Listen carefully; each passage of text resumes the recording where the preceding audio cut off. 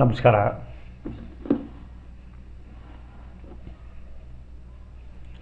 ನಾನು ಇವತ್ತು ಮಕ್ಕಳಿಗಾಗಿ ಒಂದು ಸಣ್ಣ ಕಥೆ ಹೇಳೋಣ ಅಂತ ಬಂದಿದ್ದೀನಿ. ಇವತ್ತಿನ ಒಂದು ಕತೆ ಇಲಿ ಮತ್ತು ಬೆಕ್ಕುಂದು.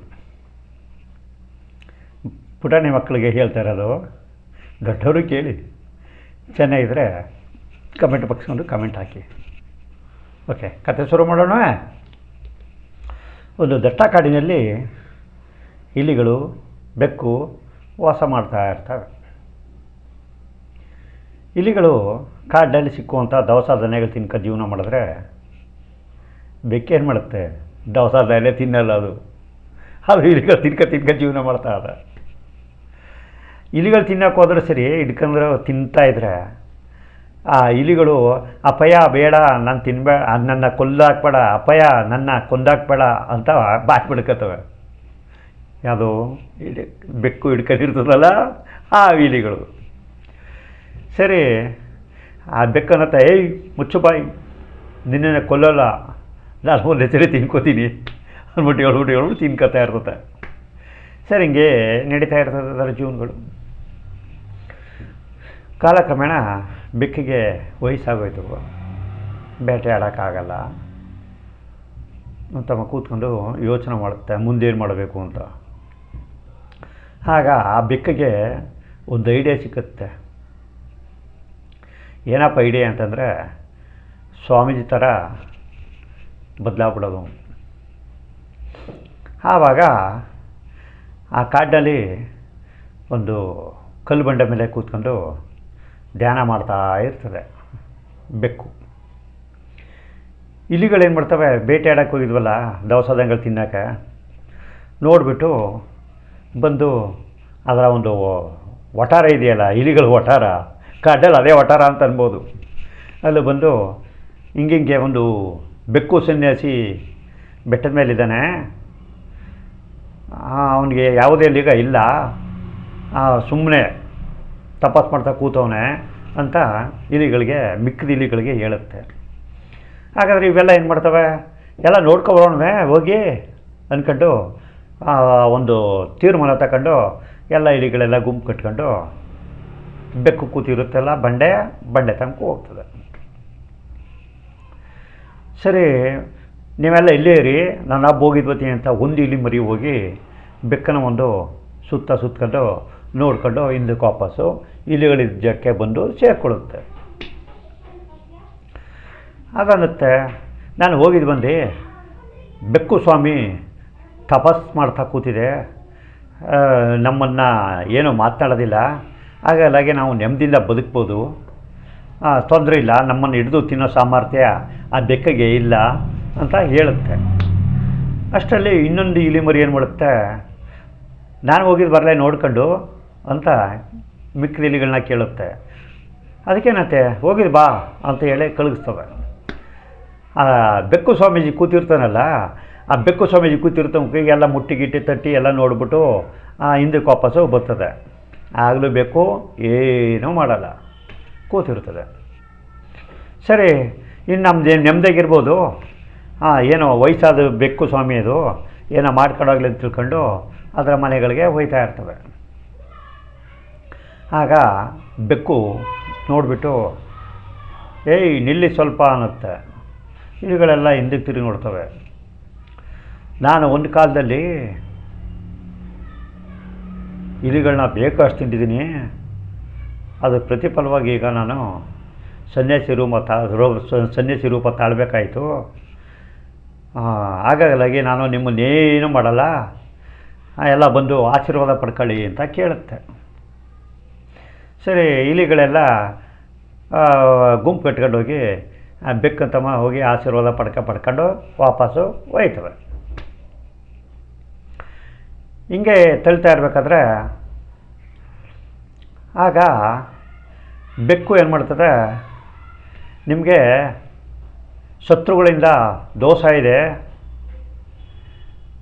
ಹಾಗಾಗಿ ನೀವು ಶತ್ರು ಸಂಹಾರ ಪೂಜೆ ಮಾಡ್ತೀನಿ, ನೀವೆಲ್ಲ ಬಂದು ಕಾರ್ಯಕ್ರಮಕ್ಕೆ ಭಾಗಿಯಾಗಬೇಕು ಅಂತ ಬೆಕ್ಕು ಕೇಳ್ಕೊಳ್ಳುತ್ತೆ.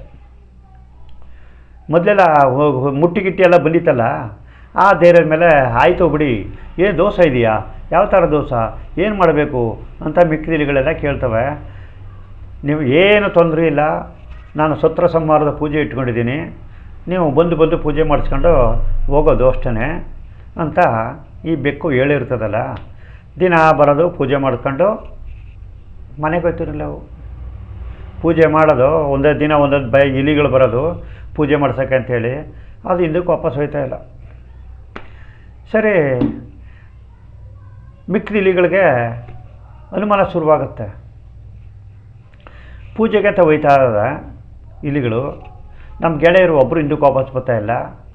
ಏನೋ ಬೆಕ್ಕು ಸ್ವಾಮಿ ಏನೋ ಮ್ಯಾಜಿಕ್ ಮಾಡ್ತಾ ಇರ್ಬೋದು, ಏನೋ ಏನು ನೋಡ್ಕೊಬರೋ ನಡಿ ಅಂದ್ಬಿಟ್ಟು ಹೇಳಿ ಮಿಕ್ಕಿದ ಇಲಿಗಳೆಲ್ಲ ಆ ಬೆಕ್ಕು ಇತ್ತಲ್ಲ, ಆ ತಪಸ್ ಮಾಡ್ತಾ ಇತ್ತಲ್ಲ ಆ ಜಾಗಕ್ಕೆ ಬರ್ತವೆ. ಇವು ಬೆಕ್ಕು ಒಂದು ಪೂಜೆಗೆ ಒಂದು ಕುಂಡಲಿ ಮಾಡ್ಕೊಂಡು ಓಂ ಕ್ರೀಂ ಬೆಕ್ಕು ನಮಃ, ಓಂ ಕ್ರೀಂ ಬೆಕ್ಕು ನಮಃ ಅಂತ ಪ್ರೇಯರ್ ಮಾಡ್ತಾ ಕೂತದೆ. ಈ ಇಲಿಗಳೆಲ್ಲ ದೂರದಲ್ಲಿ ನಿಂತ್ಕೊಂಡು ನೋಡ್ಬಿಟ್ಟು ಏನು ಮಾಡ್ತದೆ, ಹಿಂಗೋದ್ರೆ ಭಾಳ ಕಷ್ಟ, ಬೆಕ್ಕು ನೋಡ್ಬಿಡ್ತದೆ ಅಂದ್ಬಿಟ್ಟು ತಿಳ್ಕೊಂಡು ಬೇರೆ ಕಡೆಯಿಂದ ದಾರಿ ಮಾಡಿ ಪೊಟ್ರ ಮಾಡ್ಕೊಂಡು ಬೆಕ್ಕನ ಒಂದು ಗುಹೆ ಇತ್ತಲ್ಲ ಮನೆ, ಆ ಮನೆ ಒಳಗಡೆ ಪ್ರವೇಶ ಮಾಡ್ತವೆ. ಅಲ್ಲೋಗಿ ನೋಡ್ತವೆ, ಎಲ್ಲ ಬೆಕ್ಕನ ಮೂಳೆಗಳೆಲ್ಲ ಬಿದ್ದಿರ್ತವೆ, ಅಸ್ಥಿ ಪಂಜರಗಳು. ಇಲಿಗಳಿಗೆ ಹೆದರಿಕೆ ಆಗೋಯ್ತದೆ. ಓಹೋ, ಪೂಜೆಗೆ ಅಂತೇಳಿ ದಿನಕ್ಕೊಂದೊಂದು ಬರ್ಮಾಡ್ಕೊಂಡು ತಿಂದಾಕ್ಬಿಟ್ಟವೆ. ಈಗ ನಮ್ಮನ್ನು ತಿನ್ಕೋತವೆ, ಏನೂ ಮಾಡೋಕ್ಕಾಗಲ್ಲ ಅಂತ ತಿಳ್ಕೊಂಡು ಈ ಬೆಕ್ಕ ಕಾಣದೇ ಮಟ್ಟಿಗೆ ಅದ್ರ ಮನೆಗಳಿಗೆ ಹೊಂಟೋಯ್ತವೆ ಇಲಿಗಳು. ಸರಿ, ಅದರೊಳಗೆ ಎಲ್ಲ ಗುಂಪು ಕಟ್ಕೊಂಡು ಮಾತನಾಡ್ಕೊತವೆ, ಈ ಥರ ಆದರೆ ನಮಗೂ ಕಷ್ಟ ಆಗುತ್ತೆ, ಈ ಬೆಕ್ಕು ತಪಸ್ಸು ಕಂಡ ಬಂದ್ಬಿಟ್ಟು ದಿನ ಪೂಜೆಗೆ ಇಟ್ಕೊಂಡಿದ್ದೀವಿ ಬನ್ನಿ ಅಂತೇಳಿ ನಮ್ಮನ್ನೆಲ್ಲ ಮುಗಿಸ್ಕೊಬತ್ತವನೆ. ಹಾಗಾಗಿ ಬೆಕ್ಕು ಒಂದು ಕತೆ ಮಾಡಬೇಕು, ಕತೆ ಕಟ್ಟಬೇಕು, ಏನಾರು ಮಾಡಿ ನಮ್ಮ ತಂಟೆಗೆ ಬರದೇ ಮಟ್ಟ ಮಾಡ್ಕೋಬೇಕು ಅಂತ ತಿಳ್ಕೊಂಡು ಎರಡು ಇಲಿಗಳು ಸ್ವಾಮೀಜಿ ಈ ಇದು ಮಾಡ್ತಿದ್ದಲ್ಲ, ಕುಂಡಲಿ ಇಟ್ಕೊಂಡು ಓಂ ಕ್ರೀಂ ಬೆಕ್ಕು ನಮಃ ಅಂತಿದ್ದಲ್ಲ, ಆ ಜಾಗಕ್ಕೆ ಬರ್ತವೆ. ಆಗ ಬಂದ್ಬಿಟ್ಟು ಸ್ವಾಮಿ ಬೆಕ್ಕು ಸ್ವಾಮಿ ಅನ್ನತ್ತೆ. ಏನಪ್ಪ, ಏನು ಸಮಸ್ಯೆ, ನಿಮಗೆ ನಮ್ಮ ಮಕ್ಕಳನ್ನ ನಿಮಗೆ ಕೊಡಲಿಕ್ಕೆ ಬಂದಿದ್ದೀವಿ, ಹಾಗಾಗಿ ಇದನ್ನು ತಗೊಳ್ಳಿ ಅಂತ ಹೇಳುತ್ತೆ ಇಲಿಗಳು. ಇವತ್ತು ನನಗೆ ಅದೃಷ್ಟ ದಿನ ಅಂತ ಹೇಳುತ್ತೆ ಬೆಕ್ಕು. ಅದೃಷ್ಟ ದಿನ ಹೆಂಗೆ ಅಂತ ಇಲಿಗಳು ಕೇಳ್ತವೆ. ಬಾಯಿ ತೊದಲಾಗಂದ್ಬಿಟ್ಟು ನನಗೆಲ್ಲ ಅದೃಷ್ಟ, ನಿಮಗೆ ಅದೃಷ್ಟ, ಕೊಡಿ ಬೆಕ್ಕನ ಮರಿಗಳ ಇಲಿ ಮರಿಗಳು ಕೊಡಿ ಅಂದ್ಬಿಟ್ಟು ಎತ್ಕೊಂಡೋಗಿ ತನ್ನ ಮನೆಗೆ ಎತ್ಕೊಂಡು ಹೋಗ್ತದೆ. ಇವೆಲ್ಲ ಕಾಯ್ತಾ ಕೂತಿರ್ತವೆ, ಯಾವುದು ತಾಯಿ ಇಲಿಗಳು. ಆಗ ಅತ್ತಿಂದ ಬರಬೇಕಾದ್ರೆ ಈ ಬೆಕ್ಕು ಬಾಯೆಲ್ಲ ಅಂಟಾಗ್ಬಿಟ್ಟು ಎಲ್ಲ ಬಾಯಿ ಬಿಡಬಾರ್ದು ಆ ಥರ ಹೋಗಿರ್ತವೆ. ಆಗ ಬೆಕ್ಕು ಸ್ವಾಮಿ ಏನಾಯಿತು ಅಂತ ಕೇಳ್ತವೆ ಇಲಿಗಳು. ಏನು ಹೇಳಿ, ಒಳಕ್ಕೆ ಹೋದವನೇ ಬಾಯಿನೇ ಬಿಡೋಕ್ಕಾಯ್ತಾ ಇಲ್ಲ, ಏನಾಗಿದೆ ಏನು ಕತೆ ಗೊತ್ತಿಲ್ಲ ಅಂಥೇಳಿ ಸಿಗ್ನಲ್ ಕೊಡುತ್ತೆ. ಏನು ಮಾಡಿತು ಗೊತ್ತಾ ಇಲಿಗಳು, ಇಲಿ ಮರಿ ರೂಪ ಕೊಟ್ಟಿದ್ದು ಗಮ್ಮು ಹಾಕಿರುವಂಥ ಇಲಿ ರೂಪ. ಆ ಇಲಿ ಮರಿಗಳ ತಿಂದೇಟಿಗೆ ಬಾಯಿ ಎಂಟ್ಕೋಬೇಕು ಆ ಥರ. ಇನ್ನು ಇಲಿಗಳೆಲ್ಲ ನಾವು ನೆಮ್ಮದಿಯಾಗಿರ್ಬೋದು, ಬೆಕ್ಕನ ಕಥೆ ಮುಗೀತು ಅಂಥೇಳಿ ಇಲಿಗಳೆಲ್ಲ ನೆಮ್ಮದಿಯಾಗಿ ಅದರ ಮನೆಗಳಿಗೆ ವಾಸ ಮಾಡ್ತಾವೆ. ಬೆಕ್ಕನ ಕತೆ ಬಾಯಿ ಅಂಟ್ಕೋತು, ತಿನ್ನಂಗೆ ಇಲ್ಲ, ಏನು ತಿನ್ನಂಗಿಲ್ಲ, ಅದ್ರ ಕತೆ ಮುಗೀತು. ಮಕ್ಕಳೇ, ಈ ಕಥೆಯಿಂದ ನಿಮ್ಗೇನು ತಿಳಿತು? ಇಲಿಬೇಕು ಕತೆ ಏನಷ್ಟರಲ್ಲಿ ಅಂತ ನೋಡಿ, ನಿಮಗೋಸ್ಕರ ನಾಳೆ ಒಳ್ಳೆ ಕತೆ ತಗೊಬರ್ತೀನಿ, ಆಯಿತಾ? ಓಕೆ, ಬಾಯ್. ದೊಡ್ಡವ್ರಿಗೆ ನಮಸ್ಕಾರ, ಚಿಕ್ಕವ್ರಿಗೆ ಆಶೀರ್ವಾದ. ಬಾಯ್.